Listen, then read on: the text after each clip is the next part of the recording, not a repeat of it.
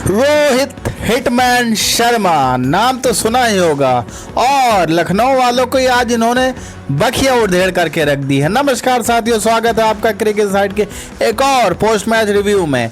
जहां तक बात की जाए रोहित शर्मा की, तो रोहित शर्मा की क्लास, टाइमिंग और टेम्परामेंट में दिखा दिया कि भाई साहब हिटमैन चाहे जितनी एज बढ़ा दे लेकिन वो शिकार करना अब भी नहीं भूला। वानखेड़े स्टेडियम में आज हिटमैन रोहित शर्मा का एक ऐसा खूबनाक तूफान आया जिसमें लखनऊ सुपर जायंट्स के प्लेऑफ के सपने तिनके की तरह उड़ गए। एक ऐसा करो या मरो का महामुकाबला जहां 229 रनों का पहाड़ जैसा स्कोर भी छोटा पड़ गया। पता है क्यों? क्योंकि रोहित शर्मा फॉर्म में थे और जब रोहित फॉर्म में होते हैं ना तो बड़े बड़ों के तो छक्के छूट जाते हैं। मुंबई इंडियंस ने एलएसजी को 6 विकेट से बुरी तरह रौन करके आईपीएल 2026 से आधिकारिक रूप से बाहर का रास्ता दिखा दिया है। वानखेड़े की पाटा पिच पर आज जो छक्कों की बारिश हुई है उसने सबके होश उड़ा दिए। तो आज की इस वीडियो में हम करेंगे इस हाई स्कोरिंग थ्रिलर का पूरा चीरण। तो वीडियो को अभी लाइक कर दो और अंत तक जरूर बने रहना। चलिए शुरू से शुरू करते हैं। टॉस जीत करके मुंबई के कप्तान ने पहले गेंदबाजी करने का फैसला किया, लेकिन दोस्तों वानखेड़े के इस पाटा विकेट पर लखनऊ के बल्लेबाज अलग ही इरादे से आए थे। शुरुआत में जॉस इंग्लिश का विकेट गिरा तो, लेकिन क्रीज पर आए मिचेल मार्श और निकोलस पूरन और भाई साहब इसके बाद जो तबाही मची है ना वो देखने लायक थी। मिचेल मार्श ने 25 गेंदों में 44 रन कूट दिए, लेकिन असली बवंडर तो निकोलस पूरन लेकर के आए।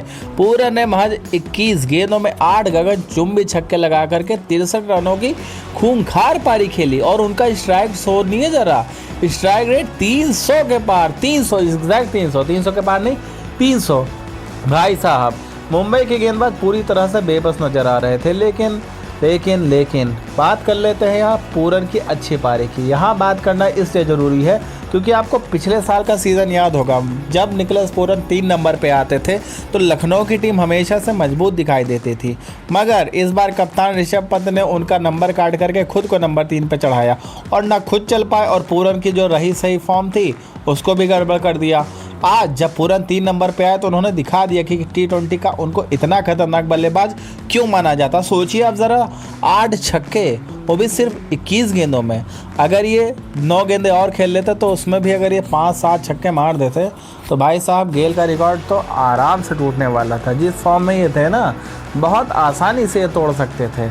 बीच में उन्होंने 1-2 सिंगल निकालने, उसकी वजह से थोड़ा स्लो तो हो गए। मगर दोस्तों मैं तो गोयनका जी के लिए तो बड़ा दुखी हूँ। अरे यार वो इतना खुश हो जाता था। 8 ओवर में 120 रन, जी हाँ 15 का रन रेट, 300 पार रखने की पूरी उम्मीद थी क्योंकि बैटिंग काफ़ी लंबी बची हुई थी।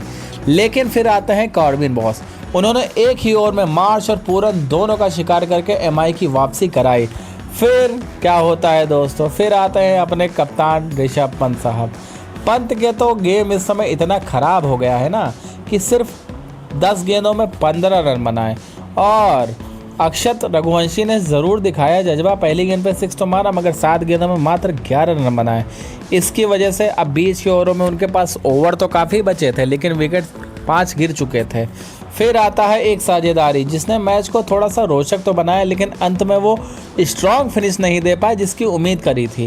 भाई साहब हिम्मत सिंह ने 31 गेंदों में 40 रन बनाए जिसमें 129 का स्ट्राइक रेट था और मार्करम तो आज पूरा जूझते ही नजर आए। 25 गेंदों में 31 रन जिसमें 1 चौका 1 छक्का शामिल था। लेकिन अब बात कर लेते हैं बॉलर्स की। वानखेड़े की पाटा विकेट पर गेंदबाजों की खूब कुटाई हुई, लेकिन कॉर्बिन बॉस ने एक ही ओवर में पूरन और मार्श को आउट करा करके तगड़ा कमबैक कराया। बॉलिंग में देखिए Corbin Bosch 2 over 20 run 2 wicket, Allah Ghazanfar 4 over में 50 run 1 wicket, Raghu Sharma 4 over 36 run 1 wicket. इन्होंने आज विकेट लेकर के सेलिब्रेशन जो किया ये काफ़ी फेमस हो गया। विल जैक्स 2 ओवर में 34 रन खाए 1 विकेट, लेकिन ऋषभ पंत का वो ले उड़े। जसप्रीत बुमराह, भाई यार बुमराह जी आपकी बॉलिंग से बहुत लगाव है, प्लीज़ यार फॉर्म में वापस आप, देखने में ऐसा मन नहीं करता। वो कहाँ गई डेडली यॉर्कर, कहाँ गई वो स्लोअर बाउंसर, सब मिसिंग लग रहा है। 4 ओवर में 45 रन खर्च किए, लेकिन दीपक चाहर ने आखिरी के 2 ओवर तगड़े डाल दिए तो 4 ओवर में 43 रन तो दिए लेकिन जाकर के डेथ बॉलिंग दिए। अंत के 4 ओवर में सिर्फ 1 बाउंड्री आई और यही पूरे मैच का पूरा पासा पलटने के लिए काफ़ी थी। अब 228 रन बन गए थे बोर्ड पर। 20 ओवर में 228 रनों का एक विशाल स्कोर तो खड़ा कर दिया। अब 229 रनों का पीछा करना किसी भी टीम के लिए आसान नहीं होता, लेकिन जब आपके सामने हिटमैन रोहित शर्मा अपने विंटेज अवतार में हो तो कोई भी स्कोर कार्ड सुरक्षित नहीं। रोहित शर्मा ने आते ही थोड़ा सा टाइम तो लिया, लेकिन अगर आप रायन रिकल्टन की बात नहीं करेंगे ना तो बेईमानी हो जाएगी। उनकी एक मास्टर क्लास पारी थी भाई साहब। रायन रिकल्टन तो 32 गेंदों में 8 छक्के ठोक दिए तो 83 रन बना डाले थे। शतक तो दोनों डिजर्व करते थे, लेकिन शतक दोनों ही नहीं बना पाए। दोनों ने ओपनिंग करते हुए 65 गेंदों में 143 रनों की वो खूंखार पार्टनरशिप कर डाली जिसने मैच को 10-11 ओवर में ही खत्म करके रख दिया था। बाकी तो फिर अपॉर्चुनिटी बाद में कोई बची ही नहीं थी। अब रोहित की इनिंग की खास तौर पे बात कर लेते हैं। रोहित शर्मा ने जब अपना टाइम ले लिया तो उसके बाद तो सिर्फ बॉलर का कचूमन निकाल दिया। 44 गेंदों में 7 छक्के और 6 चौके जड़ करके 84 रनों की एक ताबड़तोड़ ऐसी पारी खेली कि उन्होंने इंजरी के बाद बता दिया कि क्या कहते हैं कि हमें वापसी कैसे करनी है। हार्दिक पांड्या भाई, फिर कह रहा हूँ, हिटमैन की इज्जत तो ज़रूर करनी ही चाहिए, क्योंकि अगर रोहित की इज्जत नहीं तो फिर मुंबई की कोई इज्जत नहीं। हिटमैन की इज्जत है तो मुंबई तभी है क्योंकि 5 ट्रॉफी ऐसे ही नहीं आए, इसी विंटेज अवतार के रूप में ही आए। अब जब मैच ख़त्म होने वाला था तब क्या आते हैं प्रिंस यादव। हाँ भाई साहब, प्रिंस यादव की अगर बॉलिंग की आप बात नहीं करेंगे तो बेईमानी हो जाएगी। ये बंदा अकेले दम पर पूरे लखनऊ को लड़ाता रहता है। बाकी बॉलिंग में कोई खास किसी ने कमाल किया ही नहीं। 20 के ओवरों में हालांकि जैसे रोहित और रिकल्टन आउट हुए तो 54-55 रन तो चाहिए थे। फिर आते हैं तिलक वर्मा, 13 गेंदों में 11। अरे यार, मैंने बताया नहीं, तिलक ने 1 सेंचुरी तो मारी, वो भी हार्दिक की गाली खा के।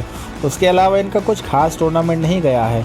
सूर्य कुमार यादव ने भी 7 गेंदों में 12 रन का योगदान दिया, लेकिन ये कोई बहुत बड़ी पारी नहीं थी। आपको मैच फिनिश करके जाना चाहिए था। मैच जिसने फिनिश किया वो हीरो की बात कर लेते हैं, नमन धीर। 12 गेंदों में 23 रन की ज़बरदस्त पारी जब आखिरी के ओवरों में लड़खड़ा रही थी। 3 चौके और 1 छक्के के साथ इनकी ये बहुत मस्त पारी थी। विल जैक्स की बात करें तो 4 गेंदों में 10 रन की पारी इन्होंने भी खेली, जिसमें एक वो बहुत ही कवर के ऊपर वाला छक्का बहुत ही ज़बरदस्त था। बॉलिंग की बात कर ली जाए तो एम सिद्धार्थ ने 4 ओवर में 47 रन दिए, 2 विकेट चटकाए। मोहसिन खान ने भी 4 ओवर में 47 रन दिए, 1 विकेट लिए। मोहम्मद शामी शुरुआत में नई गेंद से तो अच्छी बॉलिंग करते हैं, मगर डेथ ओवर में काफ़ी तगड़े तरीके से मारे जाते हैं। शामी ने 4 ओवर में 53 रन दिए और 1 विकेट लिया। आवेश खान, अरे भाई साहब, रन मशीन खान इनको कहा जाना चाहिए।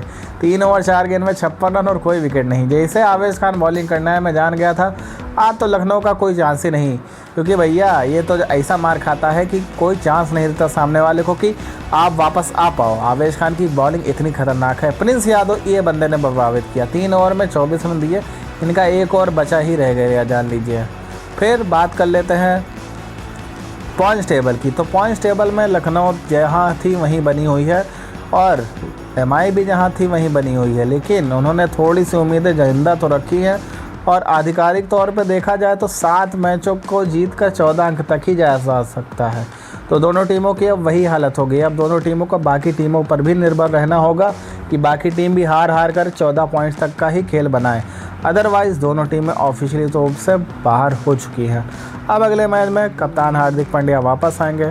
वापस आने के बाद देखा ये जाएगा कि क्या बदलाव होते हैं टीम में, और कप्तानी सूर्या के कंधे से जाकर के पांड्या पे जाने वाली है। तो दोस्तों, आपको क्या लगता है आज की मुंबई की झाकर जीत का असली हीरो कौन है? रोहित शर्मा को शानदार कमबैक, या रायन रिकल्टन की 83 रनों की तूफानी पारी, या फिर जो टर्निंग पॉइंट है 1 ओवर में जो कार्विन बॉश ने 2 विकेट लिए, उसको बिल्कुल मत भूलिएगा। कमेंट सेक्शन में अपनी राय ज़रूर दें, और अगर आपको क्रिकेट साइड के मसालेदार और डीप एनालिसिस वीडियो पसंद आई हो तो इस वीडियो को एक बड़ा सा लाइक ज़रूर दें, क्योंकि आप सपोर्ट करते हैं तो हमें दिल से अच्छा लगता है। अपने सभी क्रिकेट वाले दोस्तों के साथ शेयर करना बिल्कुल ना भूलें, और क्रिकेट की 100% पक्की और धाकड़ एनालिसिस के लिए चैनल को सब्सक्राइब करके घंटी बजाना बिल्कुल मत भूलना। मैं मिलता हूँ आपसे अगले मैच की ज़बरदस्त वीडियो के साथ, तब तक के लिए अपना ख्याल रखें। जय हिंद।